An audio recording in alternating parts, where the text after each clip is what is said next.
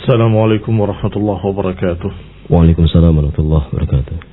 إن الحمد لله نحمده ونستعينه ونستغفره ونعوذ بالله من شرور أنفسنا ومن سيئات أعمالنا. من يهده الله فلا مضل له ومن يضلل فلا هادي له. وأشهد أن لا إله إلا الله وحده لا شريك له. وأشهد أن محمدا عبده ورسوله صلى الله عليه وعلى آله وأصحابه والتابعين وتابع التابعين ومن تبعهم بإحسان إلى يوم الدين. يا أيها الذين آمنوا اتقوا الله حق تقاته ولا تموتن إلا وأنتم مسلمون. يا أيها الناس اتقوا ربكم الذي خلقكم من نفس واحدة وخلق منها زوجها وبث منهما رجالا كثيرا ونساء واتقوا الله الذي تساءلون به والأرحام إن الله كان عليكم رقيبا. يا أيها الذين آمنوا اتقوا الله وقولوا قولا سديدا يصلح لكم أعمالكم ويغفر لكم ذنوبكم ومن يطع الله ورسوله فقد فاز فوزا عظيما. أما بعد فإن خير الحديث كتاب الله وخير الهدي هدي محمد صلى الله عليه وعلى آله وسلم وشر الأمور محدثاتها فإن كل محدثة بدعة وكل بدعة ضلالة وكل ضلالة في النار. Ikhwani fi din, a'azzakumullah, kaum muslimin, para pendengar radio Indah Siar yang kami hormati. Alhamdulillah, kita sudah masuk kepada mutiara yang ke-23 dari mutiara-mutiara indah yang disusun oleh Imam Nawawi rahimahullah dalam kitab Riyadhus Shalihin. Mutiara yang berikutnya ini adalah mutiara dari hadis Rasulullah sallallahu alaihi wa ala alihi wasallam dari Ibnu Abbas radhiyallahu taala anhu.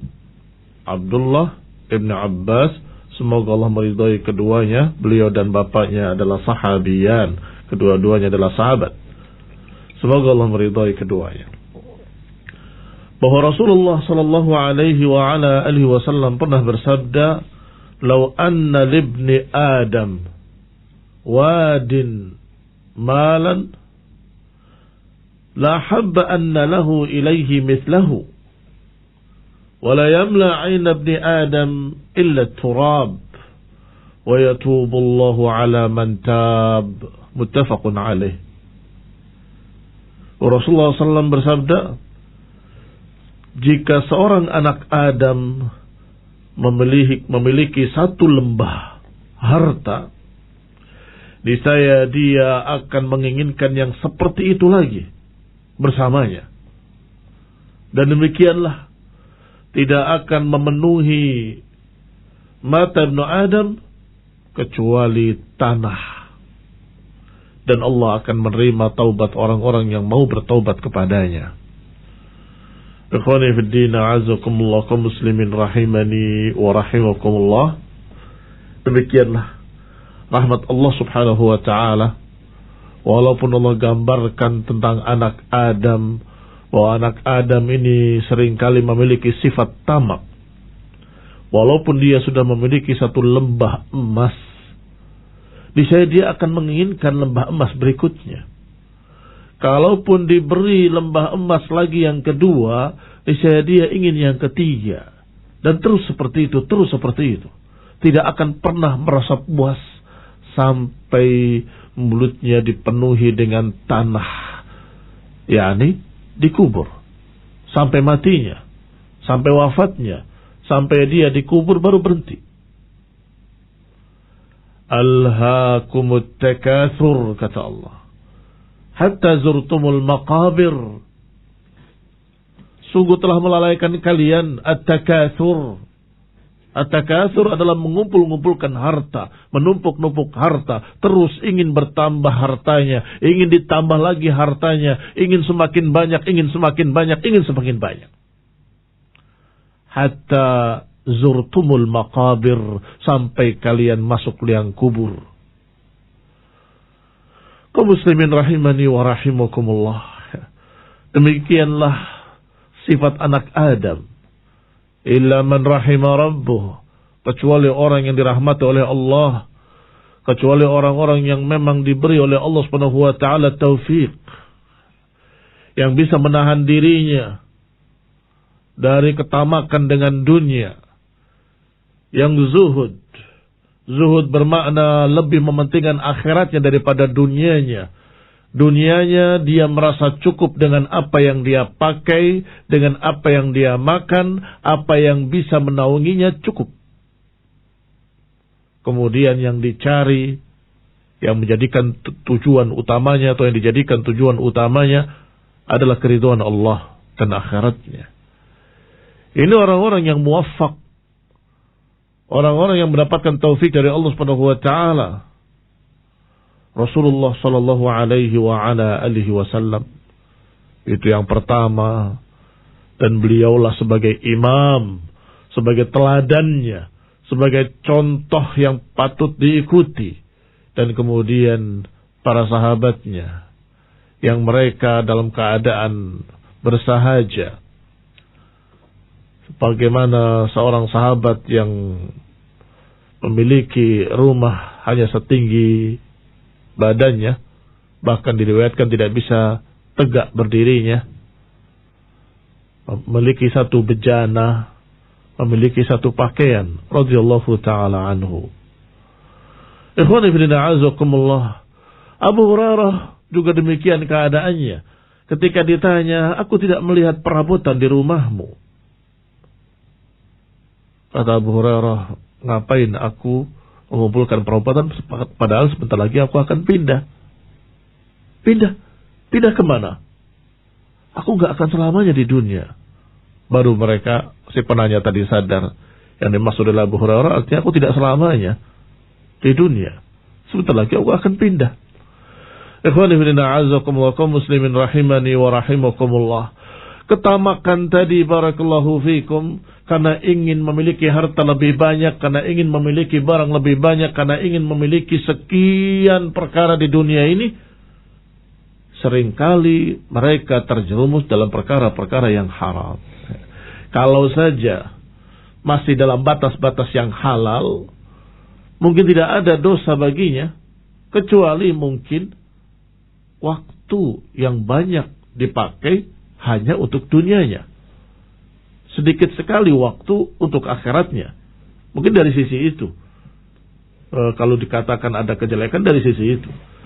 Tetapi yang sering terjadi adalah, sebagaimana dikatakan oleh Syekh Ibnu Utsaimin rahimahullah, bahwa talaba an yakuna lahu wadiyan, bahwa orang yang ingin menambah lagi hartanya dengan lembah berikutnya, maka biasanya mereka akan jatuh ke dalam yang haram. لأن الغالب أن الذي يكون عنده طمع في المال أنه لا يحترز من الأشياء المحرمة. Kata Syekh Ibnu Utsaimin rahimahullah, keumuman orang yang ingin mendapatkan harta lebih banyak, orang yang memiliki sifat tamak terhadap harta, kata beliau, la yahtariz minal asya'il muharramah, biasanya tidak menghindari yang haram, biasanya tidak berhati-hati dari yang haram, minal kasbil haram. Ikhwani fillah azakumullah. Bahkan ketika ditegur, jawabnya yang haram aja susah, apa lagi yang halal? Jawabnya kami mencari yang haram aja susah. Astagfirullah, astagfirullah. Maka ketika ada pelanggaran, kurang lebih sedikit. Kalau ada pelanggaran lagi, ya ini kan memang tidak bisa dihindari. Ada pelanggaran lagi, ini kan ini kan selalu demikian. Tetapi lihat rahmat Allah subhanahu wa ta'ala di akhirnya. Wa yatubullahu ala man tab. Tetapi Allah tetap akan mengampuni dosa kalau dia mau segera taubat. Dan jangan berkata taubat itu hanya ucapan saja. Iya ya, haramnya astagfirullah. Tapi dagangnya terus dengan cara yang haram. Bukankah itu penipuan? Iya ya, astagfirullah. Tapi terus tidak berhenti. Bukankah itu mencurangi timbangan? Iya ya, astagfirullah. Tapi terus mengurangi timbangan. Ini bukan taubat namanya. Sudah di awal pembahasan kita sudah katakan bahwa taubat itu adalah menghentikan dosanya, menghentikan kejelekannya, menyesali perbuatannya, dan bertekad untuk tidak mengulanginya. Itu namanya bertaubat. Dan siapa yang akan bertaubat, Allah akan ampuni, Allah akan terima taubatnya. Artinya barakallahu fikum, Allah masih tetap membuka pintu taubat, dan Allah akan memberikan kesempatan bagi siapa yang segera mau bertaubat. Kata Allah, wa yatubullahu ala man tab. Demikian ikhwani fillah azakumullah, kasih sayang Allah Subhanahu wa taala kepada kita kaum muslimin, maka hendaklah kita bersegera untuk bertaubat dan memperbaiki usaha-usaha kita, bisnis-bisnis kita, membersihkannya dari yang haram, menyesali perbuatan kita, dan kemudian kita bertaubat pada Allah Subhanahu wa taala. Dan kemudian satu lagi, jangan tamak dengan dunia. Cukuplah dengan apa yang Allah beri, syukurilah apa yang Allah kasih, dan kemudian sabar terhadap kekurangannya. Wallahu taala a'lam. Wa sallallahu ala Muhammadin wa ala alihi wa ashabihi wa sallama tasliman katsira. Alhamdulillah, demikian tadi kita dengarkan bersama tausiah yang disampaikan oleh Al-Ustaz Muhammad bin Marsayed dalam hadis yang ke-23 yang disampaikan oleh Imam Nawawi. Semoga memberikan kepada kita manfaat untuk kita senantiasa qanaah dengan apa yang diberikan Allah, dan kemudian bertobat dari apa yang telah kita lakukan dalam dosa-dosa dan kesalahan. Baik kaum muslimin, kita lanjutkan ke acara ruang tanya jawab. Baik, kita mulai dari pertanyaan yang pertama. Bismillah. Saya mau jual emas kepada adik kandung, tapi beliau di luar kota. Apakah diperbolehkan muamalahnya? Dan ada proses video call. Bolehkah jual beli emas online baik dengan sistem wakalah ataupun yang lainnya? Barakallahu fikum. Wa fikum barakallah. Al-amwal az-zakawiyah, al-amwal ribawiyah. Amwal ribawiyah adalah harta-harta yang padanya berlaku riba, seperti emas, perak, dan lain-lainnya, uang termasuk di dalamnya. Maka kalau ada jual beli antara barang yang berlaku padanya riba, maka hendaklah syaratnya dituruti, yaitu yadan biyadin mislan bimislin. Yadan biyadin artinya tangan ke tangan, tidak boleh ditunda. Yang kedua, mislan bimislin, artinya sama, tidak berbeda. 1 gram dengan 1 gram, 2 gram dengan 2 gram. Barakallahu fikum.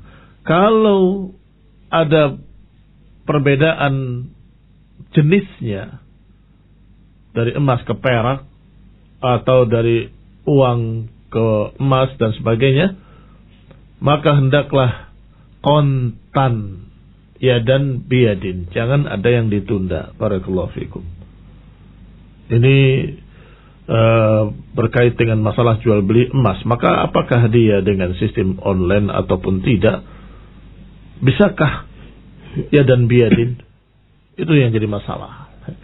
Jadi tangan ke tangan. Kalau online dan saat itu juga dikirim, nyampe, nggak apa-apa. Itu bukan online saat. Ya online misalnya dari sini ke kampung sebelah, telepon, nunjukkan barangnya. Iya. Nah saat itu juga ketika uangnya diberikan oleh kurir dan emasnya diberikan, tidak boleh ditunda. Tidak boleh ditunda. Kalau jaraknya jauh, Ustaz? Apalagi kalau jaraknya jauh, pasti akan berubah. Jangan. Mengapa? Karena akan bergeser harganya dengan berjalannya waktu. Itu hikmah ya. Itu hikmah. Tetapi aturannya memang yadan biyadin mislan bimislin. Barakallahu fikum. Kemudian jika seorang misalkan si A yang memberikan piutang kepada orang lain, dianjurkan untuk memberi tenggang waktu kepada penghutang, misalkan si B yang juga dalam kondisi terbatas, namun memiliki beberapa aset seperti kendaraan atau rumah. namun si A pun dalam kondisi membutuhkan. Apakah boleh si A meminta agar si B menjual asetnya untuk menutupi hutangnya? Dan bagaimana nasihat Ustadz untuk si A dan si B? Jazakumullah khairan. Baik. Nah, kalau orang yang kita berikan piutang pada mereka dan mereka tidak mampu membayarnya, kata Allah, fanadhiratun ila maisarah. Fanadhiratun ila maisarah maknanya tundalah sampai mampu. Itu yang dianjurkan. Kalau memang ditunda, nggak mampu, tidak mengapa kita memberikan arahan kepadanya begini saja. Bukankah kamu punya ini? Bukankah kamu punya itu? Dan itu statusnya seperti tawar-menawar. Artinya, kalau saja sepakat dua belah pihak, maka tidak mengapa. Begitu. Barakallahu fikum. Kecuali kalau sudah sampai di pengadilan. Maka pengadilan akan memutuskan keputusannya. Karena ini sudah sekian lama ditunda terus bayarannya. Kemudian pengadilan mengatakan, kamu punya apa di rumah?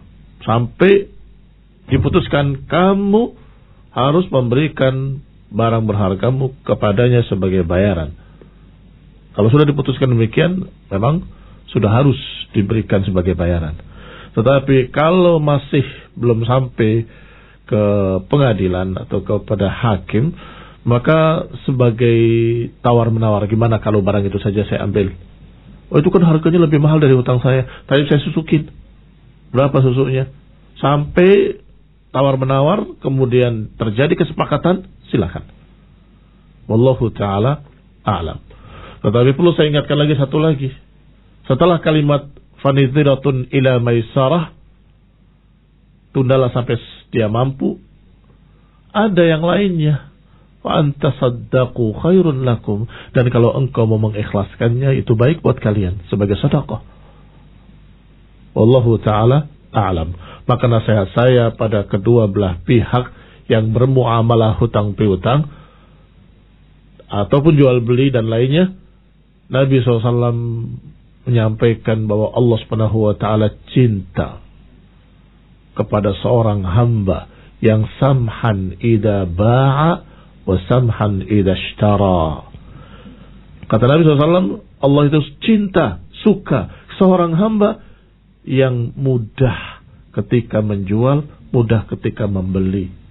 Artinya samhan idza ishtara, samhan idza ba'a, artinya orang yang tidak begitu rumit dalam jual beli, memudah-mudahkan, menggampang-gampangkan. Ketika memberikan hutang tidak susah, ketika membayar hutang juga tidak susah. Itu orang yang dicintai oleh Allah Subhanahu wa taala. Barakallahu fikum.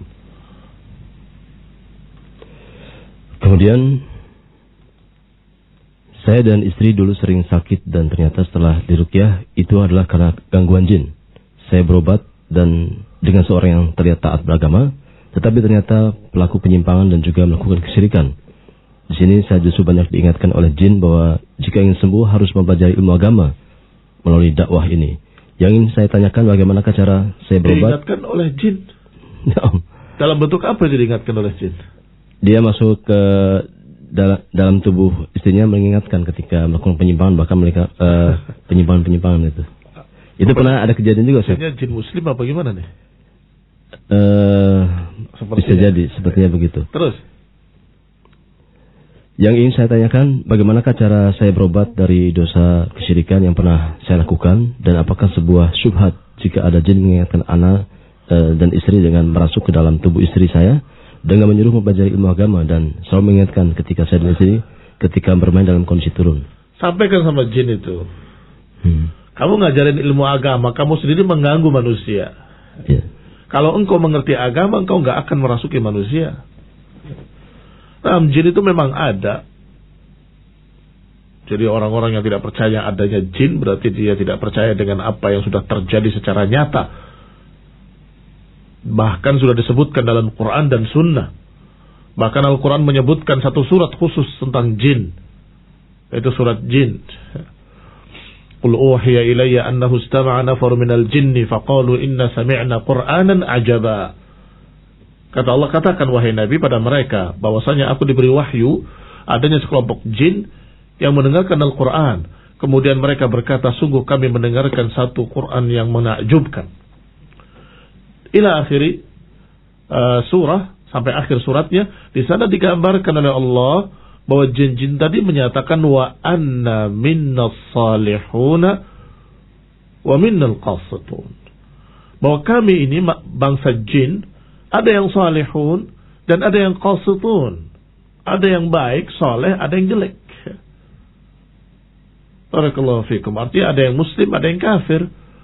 Ada yang soleh, ada yang fasik. Mungkin sama-sama muslim, ada yang memang taat Islamnya, ada yang memang fasik seperti orang-orang muslim yang masih suka jahil. Jangan-jangan ini jin tadi muslim tapi jahil, senang rasuk manusia. Seharusnya kalau dia tidak jahil, tidak mengganggu, dia akan hidup sendiri dan tidak mengganggu manusia, dia di alamnya.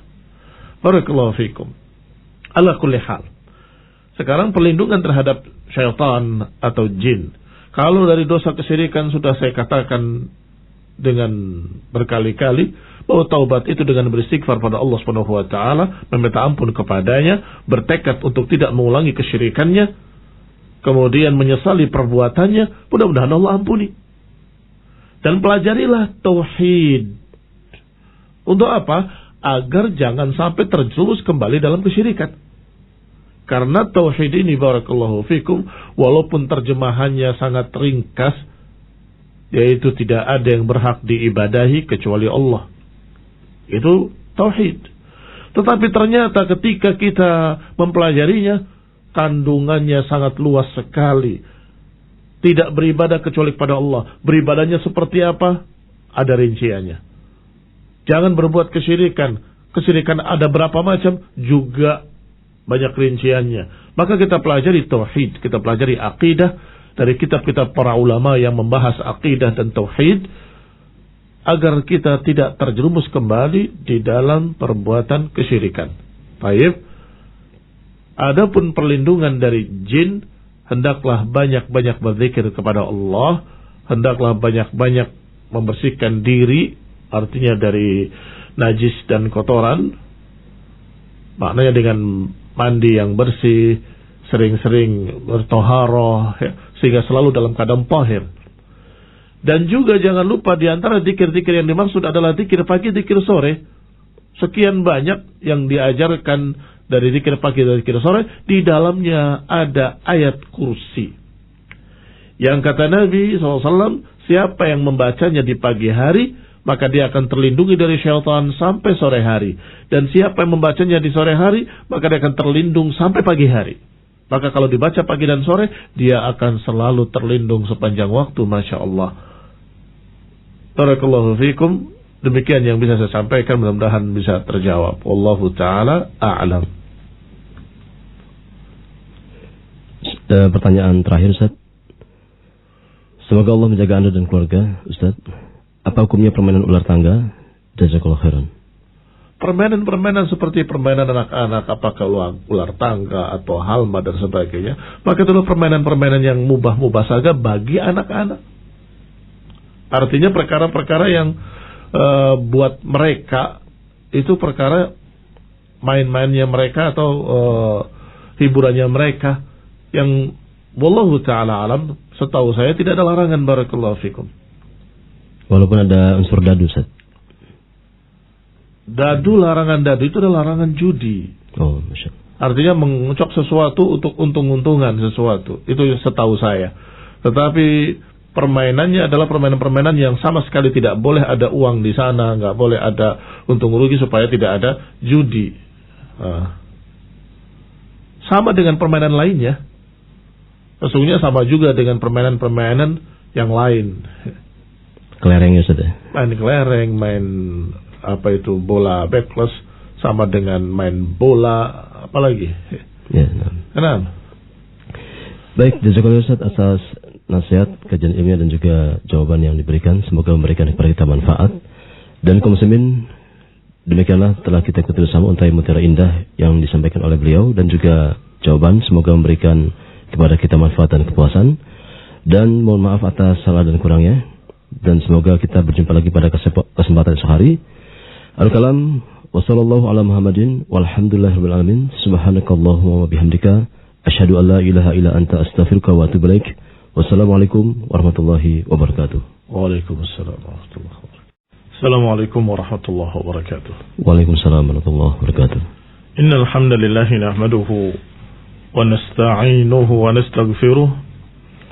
ونعوذ بالله من شرور أنفسنا ومن سيئات أعمالنا من يهده الله فلا مضل له ومن يضلل فلا هادي له وأشهد أن لا إله إلا الله وحده لا شريك له وأشهد أن محمدا عبده ورسوله صلى الله عليه وعلى آله وأصحابه والتابعين وتابع التابعين ومن تبعهم إلى يوم الدين وبعد إخواني في الدين أعزكم الله kaum muslimin, para pendengar radio Indah Siar yang kami hormati,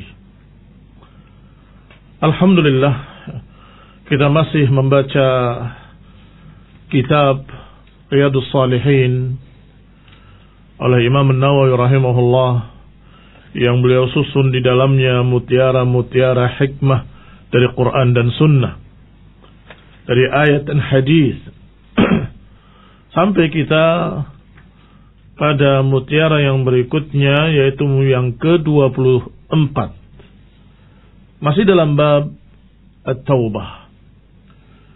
Beliau susun setelahnya hadis dari Abi Hurairah radhiyallahu taala anhu, anna Rasulullah sallallahu alaihi wa ala alihi wasallam qala yadhaku Allah subhanahu wa ta'ala ila rajulaini yaqtulu ahaduhuma al-akhar yadkhulani al-jannah yuqatil hadha fi sabilillah fayuqtal thumma yatubu Allahu ala al-qatil fayuslimu fayastashhad.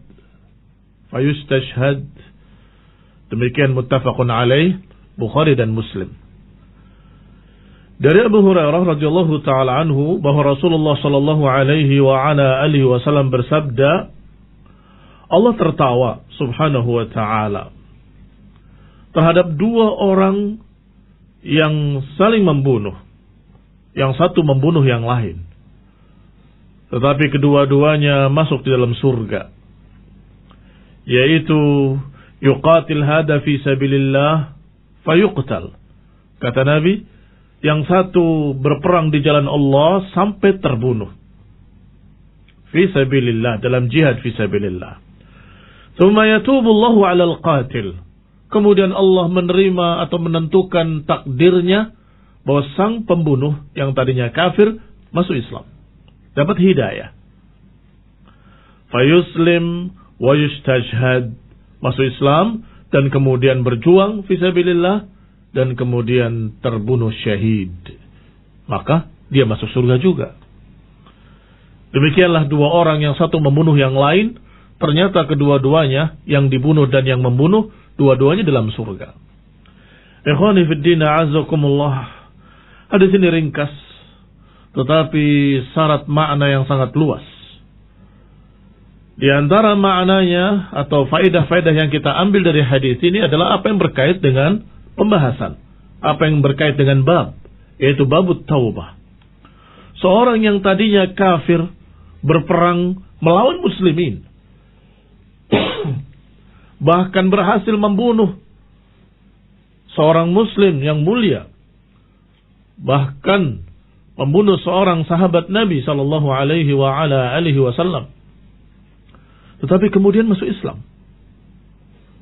Setelah masuk Islam dengan sungguh-sungguh, berarti bertaubat dari apa yang telah dilakukannya ketika dia masih kafir. Wal Islamu yajubbu ma qablah, sedangkan keislaman itu menutupi apa yang sebelumnya. Maka ketika dia masuk Islam, apa yang sebelumnya dari perbuatan-perbuatan jeleknya semuanya tertutup dan yahjub, tertutup dengan keislamannya. Maka dia dengan keislamannya membuka lembaran baru. Dalam lembaran baru itu dia beribadah kepada Allah, salat, puasa dan seterusnya, sampai kemudian ada panggilan jihad fisabilillah, dia berangkat berperang karena Allah, dan kemudian dia terbunuh, maka dia masuk surga. Bertemu dengan orang yang pernah dibunuhnya juga di surga. Inilah yang dikatakan dalam hadis ini, Allah tertawa dengan dua orang, yang satu membunuh yang lain, tetapi kedua-duanya ada dalam surga. Ikhwan ibn a'azakumullah, faedah pertama ini sangat penting, yaitu Allah bisa menerima taubatnya orang yang kafir, walaupun pernah membunuh muslimin, walaupun pernah membunuh orang yang terbaik, tetapi kalau dia mau bertaubat, akan diterima taubatnya. Allah Subhanahu wa taala berfirman di dalam ayatnya dalam surat Al-Furqan, "Walladzina la yad'una ma'allahi ilahan akhar wa la yaqtuluna an-nafsa allati harrama Allahu illa bil haqq wa la yaznun wa man yaf'al dhalika yalqa athama yudha'af lahu al-'adab yawm al-qiyamah wa yakhlud fihi muhana illa man taba wa amana wa 'amila 'amalan salihan فَأُولَئِكَ يُبَدِّلُ اللَّهُ سَيِّئَاتِهِمْ حَسَنَاتٍ وَكَانَ اللَّهُ غَفُورًا رَحِيمًا." Allah Subhanahu wa taala berfirman dalam surat Al-Furqan ayat 68, 69 dan 70. Kata Allah, "Walladzina yad'una ma'allahi ilahan akhar." Orang-orang yang menyeru bersama Allah Tuhan yang lain, berarti musyrik. "Wa la yaqtuluna an-nafsa allati harrama Allah illa bil haqq." yakni orang-orang yang tidak mau berbuat kesyirikan, maksud saya.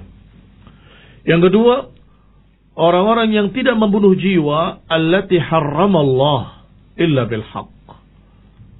Wala yaznun, dan tidak berzina.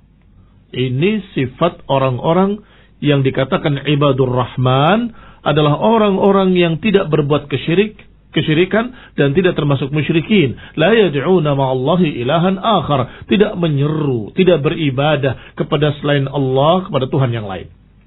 Yang kedua, tidak membunuh jiwa yang diharamkan oleh Allah. Yang ketiga, tidak berzina. Disebutkan tiga perkara ini karena tiga perkara ini perkara besar. Adapun tentunya seorang yang termasuk ibadullah, ibadur rahman, hamba-hamba Allah yang Maha Rahman, tentunya bukan hanya menghindari tiga ini. Masih banyak lagi dosa-dosa yang lain. Tetapi disebutkan tiga perkara ini dihindari untuk menunjukkan mereka tidak berbuat syirik, mereka tidak melakukan pembunuhan terhadap jiwa yang diharamkan oleh Allah, dan tidak berzina. Tetapi lihat, kata Allah, "Wa may yaf'al dzalika yalqa athama." Siapa yang melakukan hal-hal tersebut, maka akan menemui dosa. Yudha'af lahul adab, akan dilipatkan baginya azab yaumul qiyamah, wa yakhlud fihi muhana, akan dikekalkan di dalamnya dengan terhina. Ini ancaman. Tetapi lihat apa kata Allah di ayat berikutnya, ayat ke-70-nya, illa man taba, kecuali yang mau bertaubat, wa amana, dan kembali beriman, wa amila amalan salihah, dan beramal dengan amalan yang saleh, maka merekalah yang diterima taubatnya, bahkan bukan hanya diampuni dosanya, tetapi diganti dengan hasanat. Lihat ayat berikutnya, lihat kalimat berikutnya. Kata Allah, faulaika yubaddilullahu sayyi'atihim hasanat. Merekalah orang-orang yang Allah gantikan kejelekannya dengan kebaikan. Allahu Akbar. Bukan hanya diampuni, diganti kejelekannya dengan kebaikan. Kalau hanya dihapuskan, ya terhapus, titik. Tetapi ini bukan terhapus, tapi diganti dengan hasanat. Wa kana Allahu ghafurar rahima, dan sungguhnya Allah Subhanahu wa taala Maha Pengampun lagi Maha Penyayang.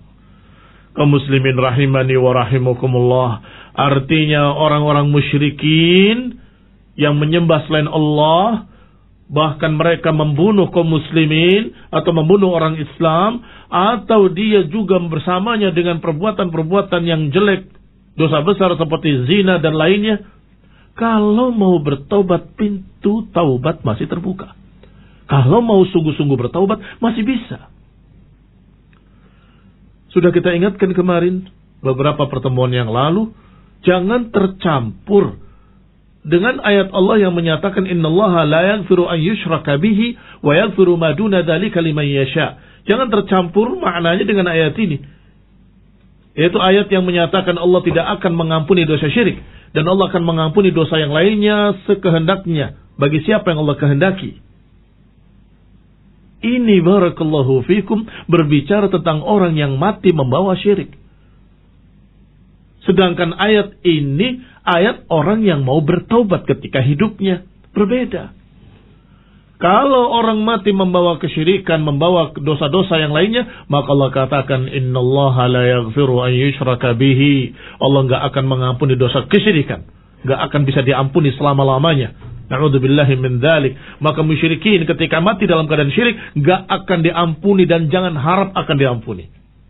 Karena Allah sudah menyatakan dengan tegas dalam Al-Quran, beberapa kali Allah tidak akan mengampuni dosa syirik. Baik, tetapi kalau masih hidup, mau bertaubat, maka enggak ada satu dosa pun yang enggak bisa diampuni. Sebesar apapun, sekufur apapun, kalau bertaubat bisa. Ikhwani fillah a'azzakumullah, beberapa sahabat yang mulia pernah mengalami berbagai macam perbuatan ketika sebelum masuk Islamnya. Memusuhi Islam, memerangi, ikut dalam perang melawan muslimin. Ternyata ketika di akhirnya dia mendapatkan hidayah, dia masuk Islam. Seperti Ikrimah, anaknya Abu Jahal. Wa hasuna Islamu radhiyallahu ta'ala anhu. Dan bagus Islamnya. Bukan hanya pura-pura masuk Islam seperti kata mereka yang tidak suka. Sungguh-sungguh masuk Islamnya terbukti. Dia ikut membela agama, ikut berjihad fisabilillah, ikut bersabung nyawa untuk agama. Gak mungkin kalau orang itu berpura-pura dia akan rela mengorbankan nyawanya untuk agama ini. Barakallahu fikum. Bahkan ketika akan wafatnya dalam satu peperangan, dia dalam keadaan kehausan, dalam keadaan memang orang yang akan mati sangat hausnya. Demikian dikatakan. Air.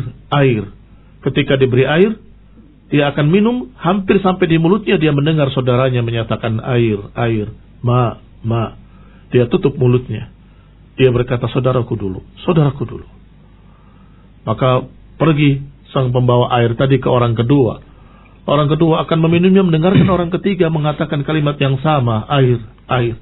Dia katakan, saudaraku dulu. Biar dia dulu. Karena airnya sangat terbatas saat itu. Ternyata sampai yang ketiga telah wafat. Kembali pada yang kedua telah wafat. Kembali pada yang pertama juga telah wafat. Radhiyallahu ta'ala anhum. Maka barakallahu fikum, ini benar-benar keislaman yang sungguh-sungguh. Maka terhapus semua dosa-dosa yang telah lalu. Sehingga faedah hadis ini adalah walaupun dosa syirik, walaupun dosa membunuh, walaupun dosa zina, kalau mau bertaubat, pintu taubat masih terbuka dan Allah masih menawarkan taubatnya dan Allah masih menawarkan setiap malamnya. Sepertiga malam terakhir Allah turun ke langit dunia dan Allah menawarkan, man yastaghfiruni fa'aghfirulah. Siapa yang meminta ampun padaku, aku akan ampuni. Wa man yas'aluni fa'u'tiyah. Siapa yang meminta padaku, akan aku beri. Siapa yang bertaubat, atubu alaih. Atau kama qala fi riwayah. Ikhwani fillah a'azakumullah, muslimin rahimani wa rahimakumullah. Dalil bahwa dosa membunuh pun bisa diampuni adalah hadis ini. Yaqtulu rajulun atau rajulaini yaqtulu ahaduhuma akhar. Dua orang yang satu membunuh yang lainnya, ternyata dua-duanya dalam surga. Artinya dosa membunuhnya diampuni oleh Allah SWT. Maka hanya orang ekstrim yang melampaui batas, yang berkata dosa membunuh itu tidak bisa diampuni, dia akan kekal dalam neraka selama-lamanya. Orang yang berkata seperti ini imma jahilun wa imma dhal. Bisa jadi dia tidak paham alias bodoh, atau mungkin yang kedua dia ada orang yang menyimpang dari kalangan khawarij yang selalu mengkafir-kafirkan kaum muslimin dengan dosa-dosa besar. Padahal dosa-dosa besar tadi masih mungkin diampuni oleh Allah Subhanahu wa ta'ala. Wallahu ta'ala alam bissawab. Sesungguhnya satu lagi faedah dari hadis ini yang berkait dengan akidah, yaitu masalah asma dan sifat. Disebutkan di sini yadhakullah, Allah tertawa. Hadisnya sahih muttafaqun alaih Bukhari dan Muslim, maka jangan ditolak. kalimat ini kalimat yang hak dari Nabi, benar-benar ucapan Nabi bahwa Allah tertawa. Hanya saja kaedahnya dalam asma dan sifat, jangan menyamakan dengan makhluk. Tidak mungkin sama dengan makhluk. Tertawanya Allah tidak sama dengan tertawa makhluk apapun. Laisa kamitslihi syai'un wa huwas samiul basir. Dan jangan dibayangkan seperti apa, karena tidak mungkin akan bisa kita bayangkan. Urusan zat Allah, jangan kita berupaya untuk menebak-nebaknya. Jangan memakai takyif kayak apa, seperti apa, jangan. Syaitan akan masuk dengan bisikan-bisikan yang batil. Bilang saja dengan tegas, tentunya sesuai dengan keagungannya. Tertawanya Allah sesuai dengan kemuliaannya, sesuai dengan ketinggiannya. Barakallahu fikum, yang pasti tidak sama dengan makhluknya. Maka kita beriman dengan hadis ini tentang Allah Subhanahu wa taala memiliki sifat dhahik tetapi tidak sama dengan makhluknya dan sesuai dengan keagungannya. Wallahu taala a'lam bis-shawab. Wassallallahu ala Muhammadin wa ala alihi wa ashabihi wa sallama tasliman katsira. Baik, jazakallahu khair kepada Al-Ustaz Muhammad bin Marshaid yang telah menyampaikan nasihatnya dari Untai Mutiara Indah Imam Nawawi rahimahullah ini. Dan kaum muslimin, kita menuju ruang tanya jawab yang insya Allah kami bacakan pertanyaan Anda di studio di Indosiar ini. Yang pertama adalah bismillah, apakah sah salatnya menggendong anak yang menggunakan pampers? Bagaimana jika anak ini nangis apabila tidak digendong? Jazakumullah khairan. Nah, secara hukum tidak mengapa. Karena disebutkan dalam riwayat bahwa cucu Rasulullah SAW, Hasan dan Husain, pernah menaiki Rasulullah SAW dalam keadaan beliau sedang salat. Tapi beliau tidak membatalkan salatnya. Kata para ulama, namanya anak-anak, mesti ada kemungkinan dia masih tidak bersih, mungkin ada najis di. Tetapi kalau itu tidak secara jelas terlihat dan tidak mengenai badan dan pakaian kita, maka dalam keadaan tidak mengganggu salat kita, insyaallah. Wallahu ta'ala a'lam bis-shawab. Kemudian, bolehkah seseorang bekerja di negara kafir seperti Jepang atau Taiwan, meskipun dia masih bisa menjaga sholatnya? Mohon bimbingannya, Ustaz. Bimbingan para ulama, seperti fatwa Syekh Ibnu Utsaimin rahimahullah, hukum asalnya tidak boleh kita tinggal di negeri kafir dengan dalil hadis Rasulullah SAW bahwa ini bari'un, aku berlepas diri dari mereka yang tinggal di tengah-tengah orang kafir, yatara'a narahuma. Aku berlepas diri dari mereka yang tinggal di tengah-tengah orang kafir dalam keadaan mereka saling terlihat apinya.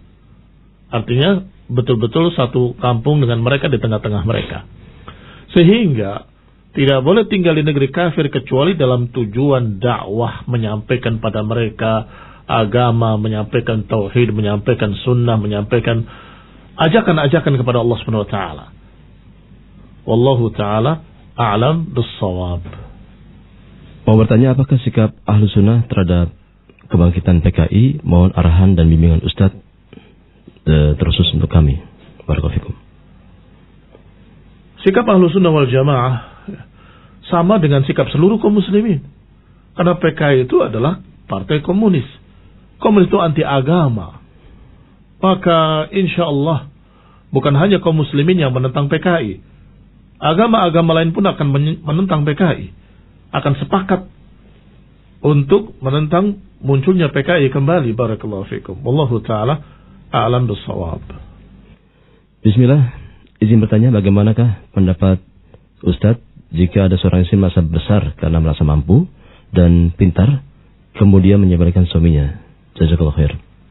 Tidak sepantasnya bagi seorang istri untuk menyepelekan suaminya. Bagaimanapun juga yang namanya suami adalah qawwamuna 'alan nisa, pemimpin bagi wanita. Kalau dia dalam keadaan memiliki ilmu atau memiliki kepintaran satu sisi, maka sisi yang lain suami lebih tahu. Kalau dia memiliki satu keilmuan, kepintaran, maka sampaikan pada suaminya agar suaminya bisa memutuskan keputusannya. Saya mendapatkan ilmu bahwa ini seharusnya begini, ini seharusnya begitu. Bagaimana menurut apa panggilnya lah, terserah. Bagaimana menurut Mas? Bagaimana menurut apalah panggilan pada suaminya? Sehingga tetap aja suami yang menentukan nantinya. Suaminya mungkin tidak paham, coba terangkan pada saya, emang bagaimana, apa bedanya yang ini dan yang itu. Ini seperti ini. Jangan ada nada menyepelekan, karena seorang istri yang baik, yang salihah, Allah Subhanahu wa taala menyatakan fasalihatu qanitatun hafizatun lil ghaibi bima hafizallah. Seorang wanita yang salihah adalah orang yang selalu taat pada Allah taala dan Rasulnya, dan kemudian selalu taat pada suaminya dan menghormati suaminya, menjaga kehormatan suaminya dikala tidak ada suaminya. Jadi walaupun suaminya nggak ada, dia tetap menjaga kemuliaan, menjaga kehormatan suaminya, menjaga barang-barangnya, menjaga rumahnya, menjaga anak-anaknya. Maka itu kedudukan sang istri. Barakallahu fikum. Berilah saya nasihat agar tetap istiqomah di tengah-tengah keluarga yang menentang dakwah yang baik ini. Jazakallahu khairan. Untuk tetap istiqomah di tengah-tengah keluarga yang awam, sama dengan kiat-kiat untuk istiqomah di tempat lainnya. Artinya, dia harus memupuk keimanan dan keilmuan. Dimanapun kita berada, akan bisa istiqomah kalau dua ini ada. Dan tentunya, saya bersama kalian. Al-istiqomatu aziz. Maknanya saya bersama kalian, artinya saya sama dengan kalian, tidak bisa memastikan diri-diri kita apakah kita akan selamat besok. Apakah kita akan lurus terus, tidak akan menyimpang. Wallahu a'lam. Al-qulub baina asba'aini min asabi'ir rahman. Hati-hati manusia itu di dua jemari Allah, yuqallibuhu kaifa yasha. Allah bolak-balikan sekehendaknya. Maka kita sama-sama berupaya untuk tetap istiqamah dengan menambah keilmuan dan keimanan. Menambah keilmuan tentunya dengan belajar, ta'allum, ta'lim, ngaji, mendengarkan ilmu dan nasihat, mendengarkan kajian-kajian, agar terus bertambah ilmu sehingga tidak mudah tertipu oleh syaitan dan menyimpang. Termasuk tidak mudah tertipu dengan tarikan-tarikan orang awam yang kadang-kadang dengan kepolosannya mereka berbicara sesuatu dikira baik, ternyata itu sesuatu yang salah. Kalau kita nggak punya ilmu, kita akan terbawa keawaman dengan mereka, sehingga dengan ilmu kita akan berkata tidak, yang itu nggak boleh, dengan lemah lembut, dengan baik, karena mereka orang awam, bukan niat pengen menyesatkan kamu, tetapi dengan keawamannya dia akan berkata kepada saudarinya yang perempuan, kasihlah lipstik dikit aja, yang penting gak kelihatan pucat. Itu awam, dia gak ngerti kalau itu tidak boleh berhias di luar, apalagi harus memakai hijab, cadarnya. Barakallahu fikum. Keawamannya akan berkata, masa sih tidak boleh begini saja, sedikit kok. Itu keawaman. Tetapi kalau kita terbimbing dengan ilmu dan terus mengkaji ilmu, maka kita akan terus bertambah kokoh bentengnya. Bertambah kokoh bentengnya. Itu satu, keilmuan. Bagaimana keimanan? Keimanan itu berkait dengan keyakinan. Berkait dengan apa yang kita ketahui tentang akhirat, tentang jannah, tentang nar, tentang Allah, tentang sifat-sifatnya, tentang nama-namanya, tentang semua apa yang akan terjadi nanti yaumul qiyamah. Itu semua akan memupuk keyakinan. Bertambah yakin, bertambah yakin, bertambah yakin. Kalau dia sangat yakin dengan jannah, dia akan berharap dan berusaha sungguh-sungguh menjalani jalan surga. Dan kalau dia yakin tentang neraka, dia akan berupaya sungguh-sungguh untuk menghindar dari api neraka dan menghindari jalan-jalan neraka. Karena keyakinan. Sehingga harus dipupuk kedua-duanya. Bagaimana memupuk keimanan ini? Praktekkan ilmu tadi, tambah dengan ibadah yang sungguh-sungguh, ditambah lagi dengan doa kepada Allah, meminta kepada Allah istiqamah. Allahumma ya muqallibal qulub, tsabbit qulubana ala dinik. Wahai Allah yang membolak-balikan hati, tetapkan hatiku di atas jalanmu. Tetapkan hatiku di atas agamamu. Ya muqallibal qulub, tsabbit qulubana ala ta'atik. Wahai yang membolak-balikan hati, tetapkan hati-hati kami di dalam ketaatan kepadamu. Maka perangkat-perangkat ini harus ada pada kita agar kita tetap istiqamah. Nasallahu taufiq wal afiyah wal hidayah wa rahmah wa tsabat ala tauhid wa sunnah.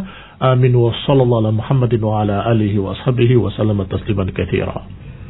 Baik, kaum muslimin dimanapun Anda berada, telah selesai acara ini dan tentu saja semoga bermanfaat apa yang disampaikan oleh Al-Ustaz Muhammad bin Umar As-Samit hafizahullah. Dan kemudian semoga pertanyaan Anda pun bisa terpuaskan dan juga merupakan solusi bagi Anda semuanya. Akhir kalam, kami mohon maaf atas salah dan kurangnya. Wassallallahu ala Muhammadin walhamdulillahirabbil alamin. Subhanakallahumma bihamdika asyhadu an la ilaha illa anta astaghfiruka wa atubu ilaik. Wassalamualaikum warahmatullahi wabarakatuh.